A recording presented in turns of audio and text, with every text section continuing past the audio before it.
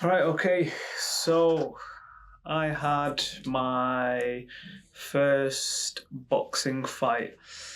It was classed as a white collar boxing fight. So you probably want to know the end result, so I'll tell you the end result straight away whilst I wrap my hands, because I just like wrapping my hands. And then yeah, so yeah, the referee stopped the fight in the second round, and I lost my first boxing fight. So yeah, that happened. So I know in your mind you're probably thinking, must have been a pretty bad KO. It must have been beating me pretty bad if the referee stopped in the second round. It wasn't that bad. Now let me explain why. But yeah, I wanted to get into a few things and talk about my experience. So I'll get into what this type of fight was about.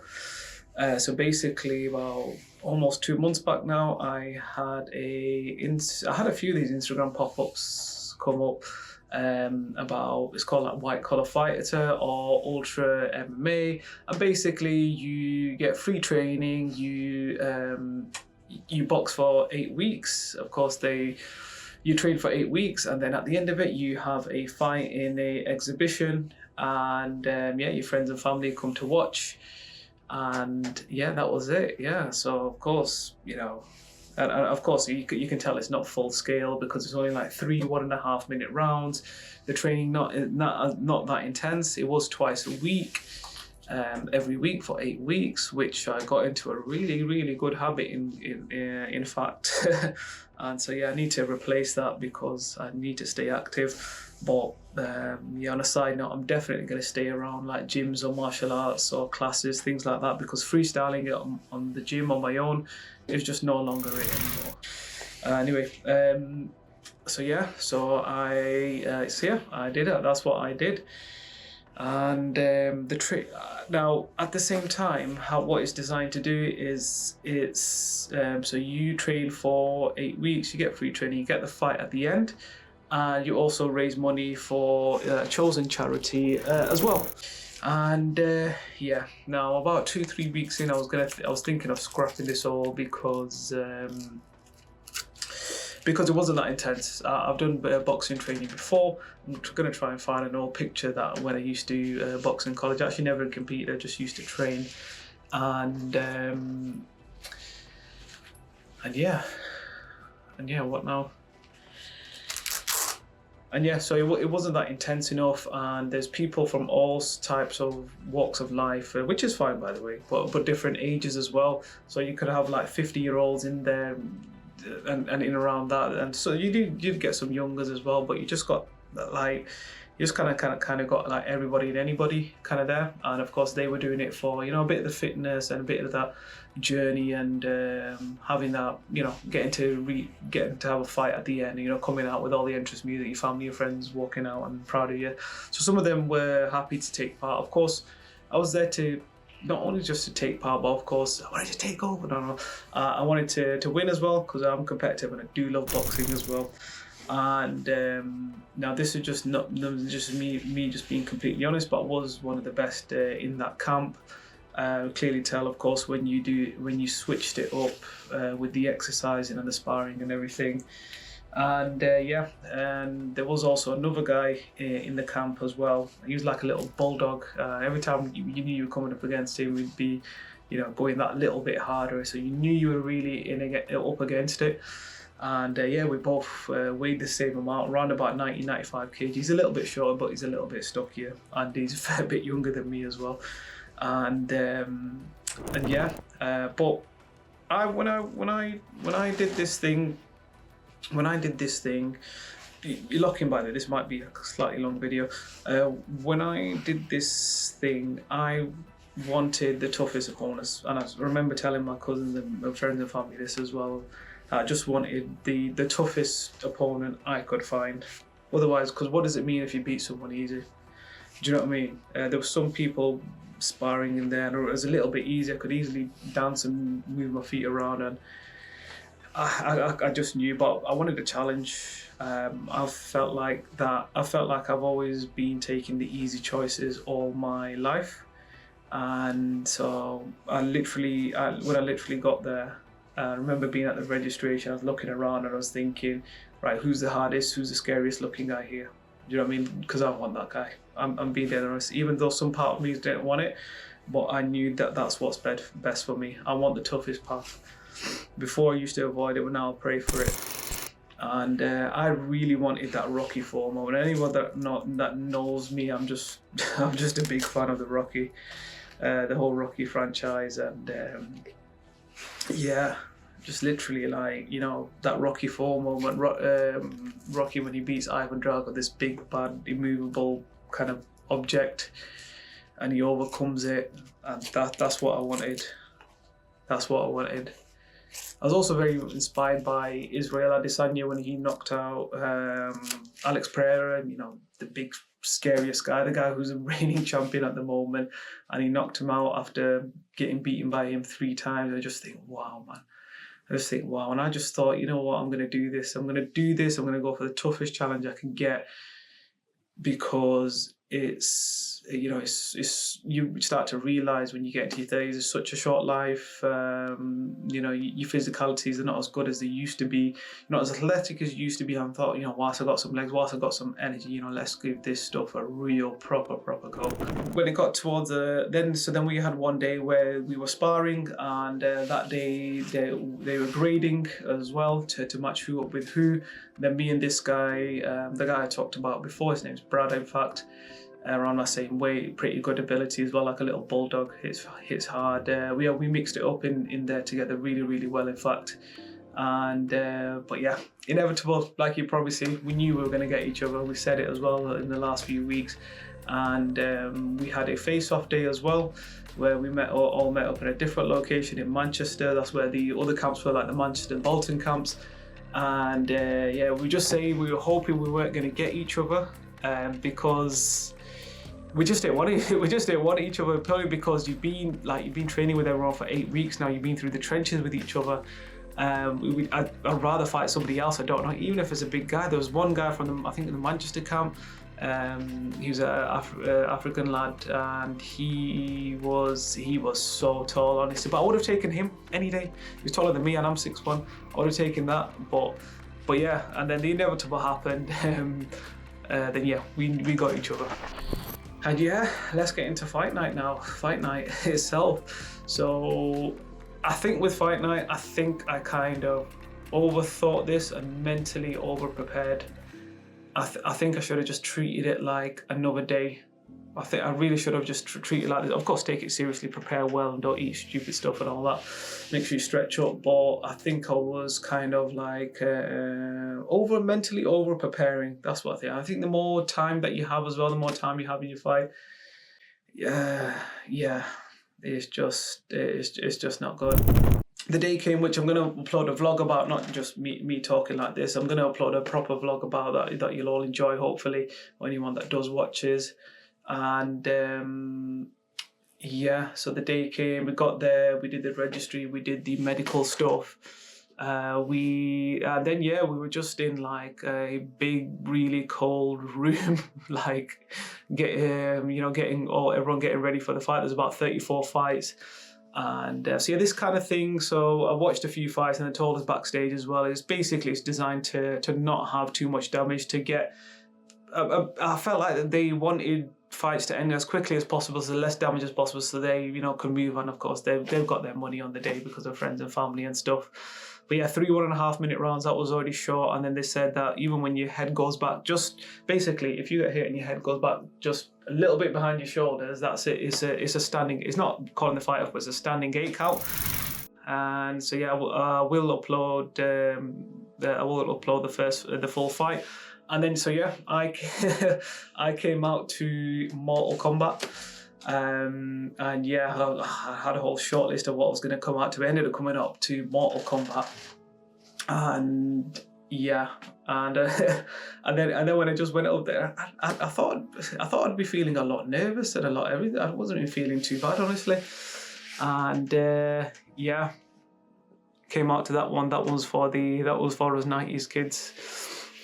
Good retro flashback, and yeah, then the fight itself, it didn't go the way as planned, so I'm not too sure if you are watching, if you understand anything about fighting at all. But basically, I was going to do what I was doing all camp, which is more my style, which is what I like to see as well when I watch you fighting, is like, because I'm taller and bigger than the other guy, to fight on the outside, to use my jab, use my range, and then use my feet to get in and out as well. That's what I was looking to do.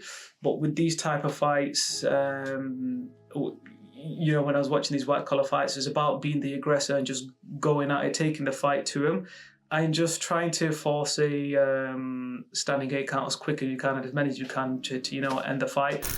So it's not anything like amateur boxing really, or professional boxing, nothing at all like professional boxing. And so it pretty quickly, man. So I felt like I came out, and pretty quickly I was already on the canvas. I probably thought that was it. I think that was it. I had a few knockdowns, so that was a legit knockdown. I think, even though I was never dazed. I was never dazed by any punch at all. And then, I think there were 2 more times I hit the canvas. Just a few of them times, it just felt like there was rushes and pushing me, which is fine. It was a very small ring, a very, very, very small ring. Not much space at all, and I just felt rushed. And to be fair, he did have the right tactics to take the fight to me, and he is a bulldog as well. And at the end of the day, I got in the ring with someone a lot younger. I think he's like mid-20s, and he, like I said, he is a bulldog. To take my hat off to him, like, he is a proper bulldog as well. And then towards the end of the first round, of course, we were in a little bit of a trade. And I was there, and then of course, then I'm looking down here. Then I hit him with the right hand, and then next thing you knew, I was like, I wasn't receiving any punches at all. That's because I rocked him, and then so his legs did a little dance, and he was dazed as well. And then when I saw him like that, and I was going to go up, of course, to try and finish it. But then, of course, the referee does a standing 8 count. And then as soon as he came back, that was the end of the round. So yeah, you can call it unlucky, or you can call it lucky for him, but it is what it is. We had that minute break. Then the second round came, and then it was just more of the same. More, of course, him being the aggressor, and. When I was in, the midway through the second round, the referee stopped the fight. I was like, oh man. Then we met each other, give each other a little hug and all that. He said respect and everything. We knew we were going to get each other. We knew we were both 2 best in the camp as well. And I took a picture with him, got his number, etc. as well. Respect to the guy. But that's what I wanted. I wanted the tough. I'd rather have a tough, challenging fight and lose rather than have somebody easy and win. Of course, it would have been nice if my family bought a ticket and saw me winning. It would have been nice for me as well. I would have been feeling a lot better now. But I said it at the start, I've been taking easy choices my whole life, and I thought, no, I'm not doing that anymore. I'm going to put myself in a comfortable situation. I want to prove myself as well. There's some people you'll see it when you're playing 5-a-side football and things like that. There'll be unbalanced teams, and they'll happily play and enjoy being on the team that's clearly winning because the teams are imbalanced. That isn't me at all. I'd rather change the teams, have it more challenging, and if you lose, you lose. You shake the other team's hand, or you shake the other guy's hand and said, fair enough, you won. And so this guy, fair and square, won the fight. And of course, since then, I've been going over the fight loads and loads of times over and over again, as you do. It's very normal. It's not like football. Football, the next game comes around so quick. This is just different.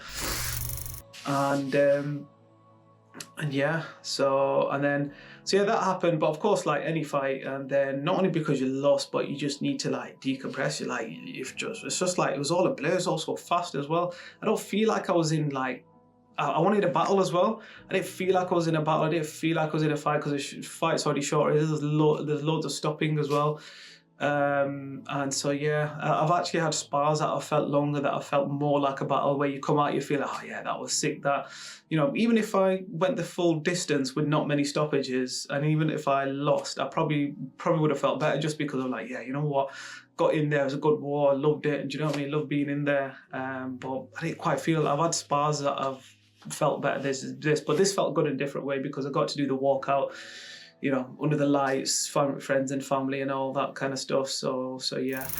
And and then I think so. Then anyway, I lost and I went backstage. Just shook one or two hands and. Yeah, that was it. And then, just went to my family. My mother, before the fight, was crying a bit, but my wife was keeping it strong as well.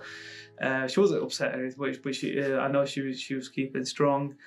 And then my nephew was there. They loved being there. My sister only looked forward to it. My brother was buzzing as well. My dad. And we had some family come down from London, and everyone was just saying how, and been getting messages as well, people saying they're really proud of me because the dedication it takes for stepping in. You know, not everybody does these type of things as well. So they were all buzzing. And then I went backstage and I was just like, I was just saying sorry for everyone because I felt like I let them down. And they're all really, really proud of me and everything like that. And then I still I was just trying to sit down and just trying to decompress, just trying to process, not just a loss, just you know what I mean. It's just the date. It's just happened, you see. And then but then people run around me saying you're okay.